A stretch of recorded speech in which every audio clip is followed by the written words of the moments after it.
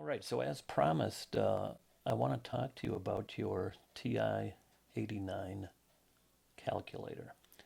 What I say should be okay for the 89, the 92, and maybe the Voyager. I'm not sure. So, first of all, let me apologize for the quality of the video. I've had to do some messing around here to get the calculator uh, in sort of focus. It's not great, but it's better than it was. Um, and also, this is by no means complete, but it should get you some idea of how to use your calculator. So, if you find it useful, please hit that like button. Show me some love. Okay. Let me know that it's worthwhile doing this for you. Okay, so let's talk about a few things first on our calculator. Um, the TI89, you're actually pretty lucky. A lot of the buttons are just right up front for you, and you don't have to do a lot of searching, right? So we have right, you have your standard buttons, right? You've got the clear button, you've got all of your addition and subtraction and multiplication, division over here. We've got a bunch of variables up here. If you've had a TI-84 in the past, they put all of those variables into one button. This is kind of nice because they separate them out for us. Uh, Now, a lot of folks ask, well, why are your answers in scientific notation, but mine aren't? And so one of the things we can do is we can hit the mode button, so right here. And this is it's a little fuzzy, I'm sorry. But if you're following along with your calculator, hit that mode button, and then right at the let's see, what is it? One, two, three down from the top, right? So you can use your down arrow button here, right? And we can scroll down three places. And so right now you see mine says float 12.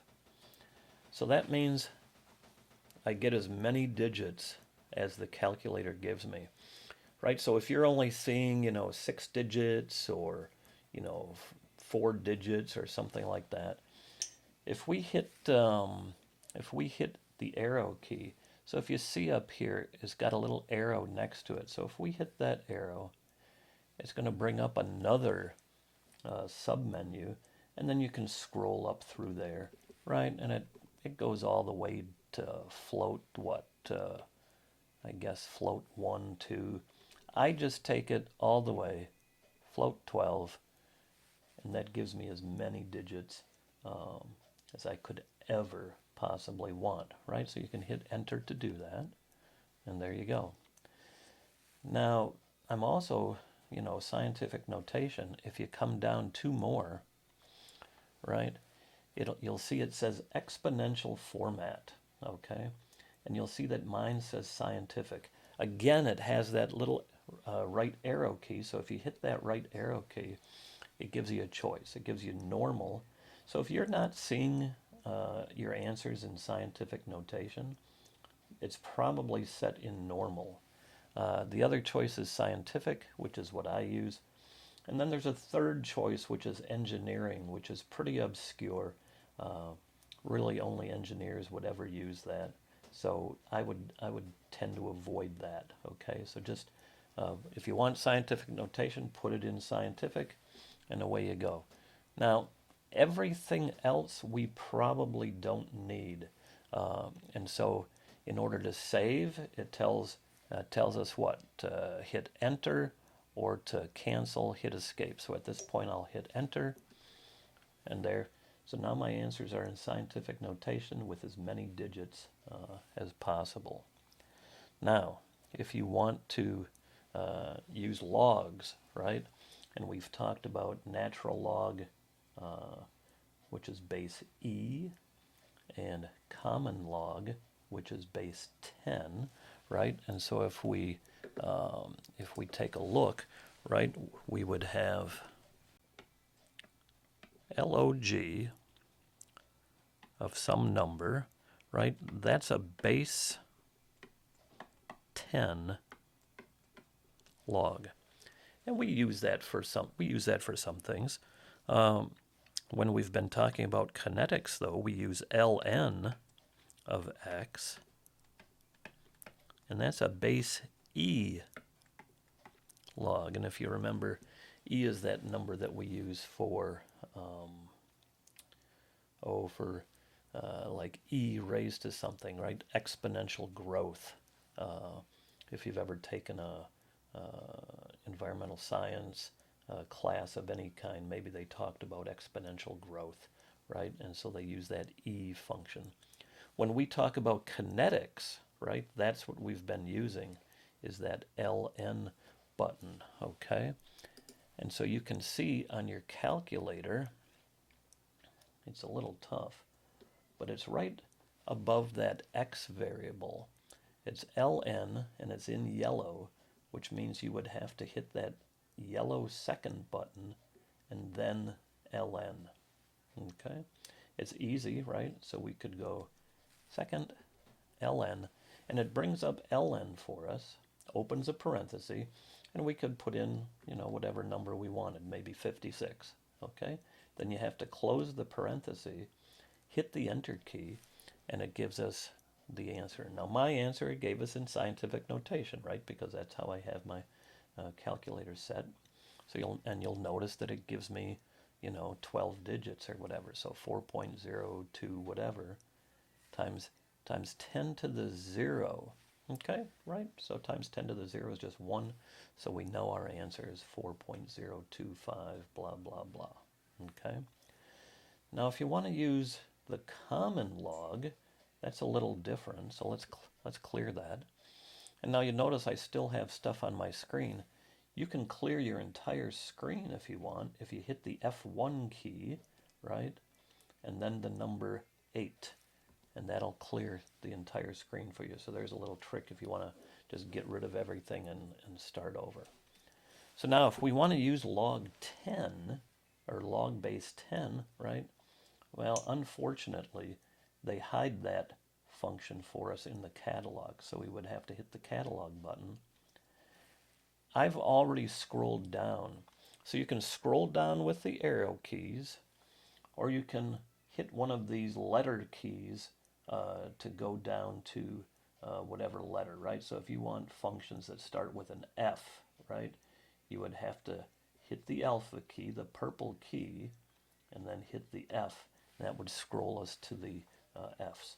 I use log so much that I just leave it there so that when I hit the catalog button, it's right there, log, right? So remember, things like pH, we used log, okay? So if we want to take a common log or a base 10 log, right, we hit enter, and it brings up log with an open parenthesis. Now if I put in 56, I got to close that parenthesis again, and I can hit enter, okay? And so now it tells us the base 10 log is 1.748 blah blah blah times 10 to the 0, okay? So, right, it's just that easy. The natural logs are easier to get to. Common logs, you just have to look in the catalog, okay? So let's clear all of that again. We can also talk about if you ever need pi, right? There's pi right above the little caret key over there. Let's see. If you have used a TI-84, you know that it has a x squared key on it. The TI-89 doesn't have an x squared key. They just expect us to use that caret key, right? So we could go 5 little caret 2 for 5 squared. Now we should probably know what 5 squared is, right? We should know it's 25. In this case, it tells us 2.5 times 10 to the 1, right? Or 2.5 times 10, which is 25. You know, and maybe you should know, know your squares, but right, if it's some strange number, you know, I don't expect you to know that, right? Just put in the number and you get the value. Okay, so that's that.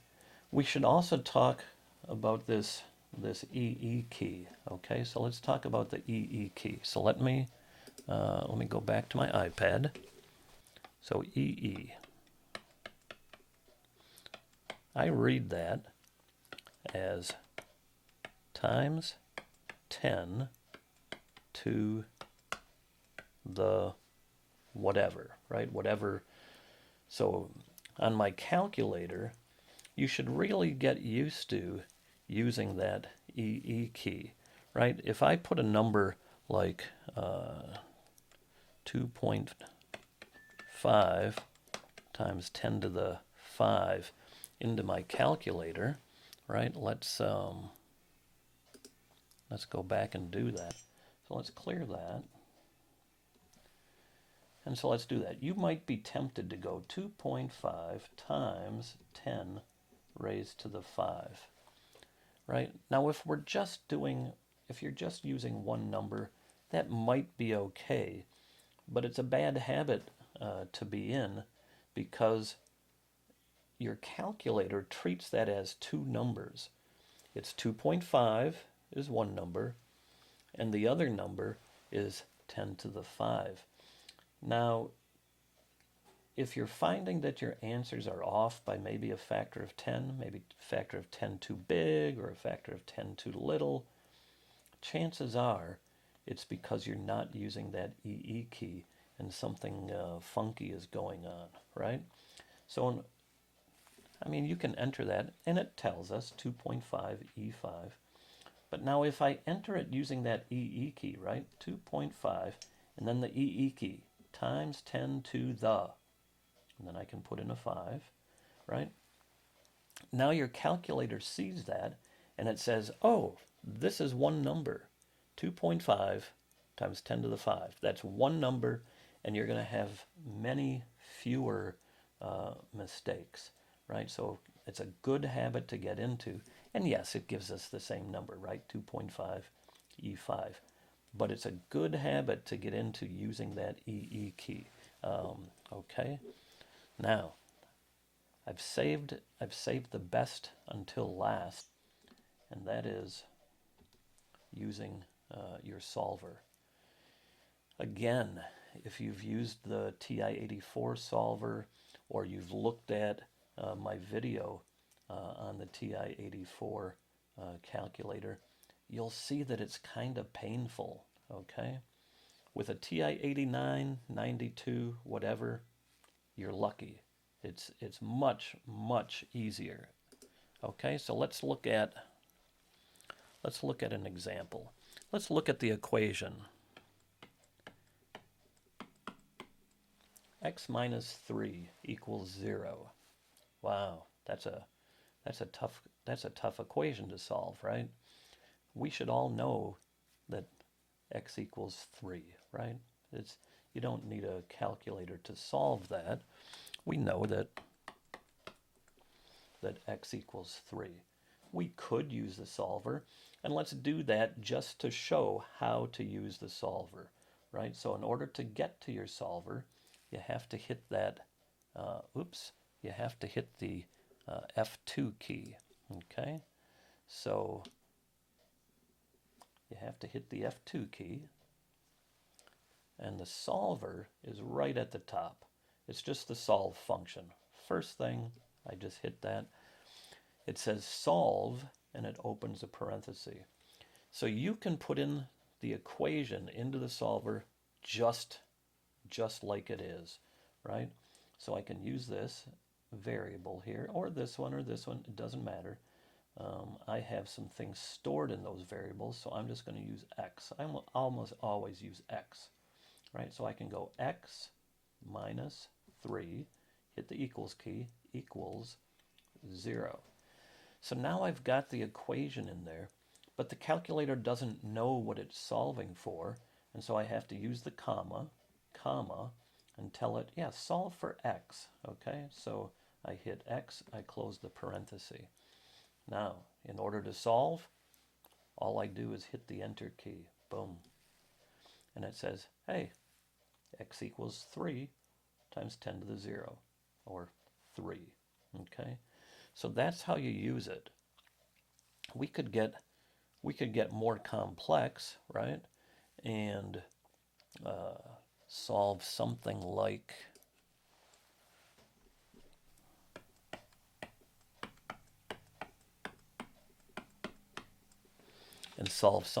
that.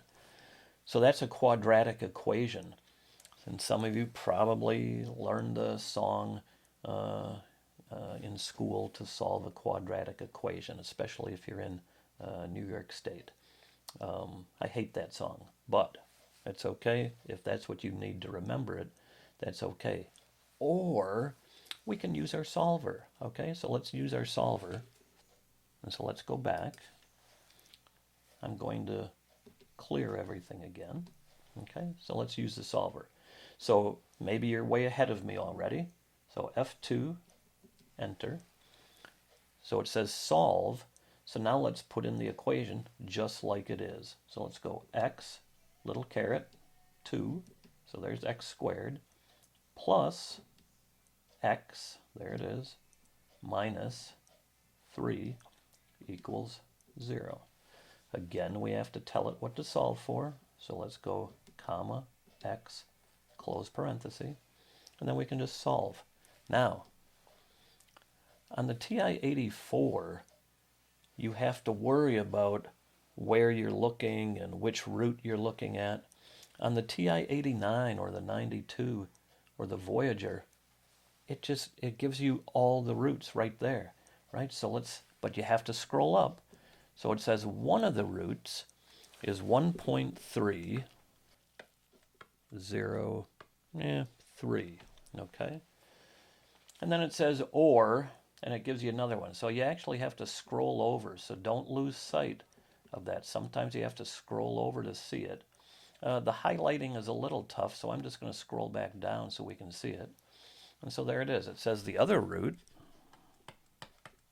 is negative 2.303. But the point is, it gave us both roots, right? Right there, we didn't have to do anything. If you've used the TI-84, you would have to make a guess. We didn't have to do any guessing. We just put the equation in. Now, that equation we put in, though, was in the form of a quadratic equation. What if it's not as easy as that? And when we get to equilibrium, right, we'll talk about some other kinds of equations, right? So for example, we'll solve something like this when we start talking about equilibrium. So this says x squared divided by 1 minus x and 2 minus x, and it equals 0.357, right? On a TI-84, we'd have to do a little bit of manipulation, but with the 89 and above, we can just put it in exactly like that says and solve it. And so let's do that. Okay, so let's clear the screen. And now let's put in that equation exactly like it says. And hopefully you're following along and now you know the process and we can do that. So let's go x squared divided by, we have to open a parenthesis, so divided by open parenthesis, 1 minus x, close parenthesis. Now, the 2 minus x part is also on the bottom of a fraction, so we can just divide. And we can talk about math in another video if you want. So we would just go divide, because it's on the bottom, open parenthesis, 2 minus x, close parenthesis, equals 357. So there's the equation. Again, you have to tell it what to solve for. So, comma, x, close parenthesis, hit the enter button. And just like that. My calculator's a little slow. Yours is probably faster, but this calculator, I think, is about 17 years old, so maybe even more. So, but your newer calculator probably much faster than this. So, okay. So again, here are the two roots. So first root, it says, is 5.103 times 10 to the minus 1, or in other words, 0.510. Again, you have to scroll up to see the other root, and then scroll over. There's the other root. Let's see what it says. And it says, or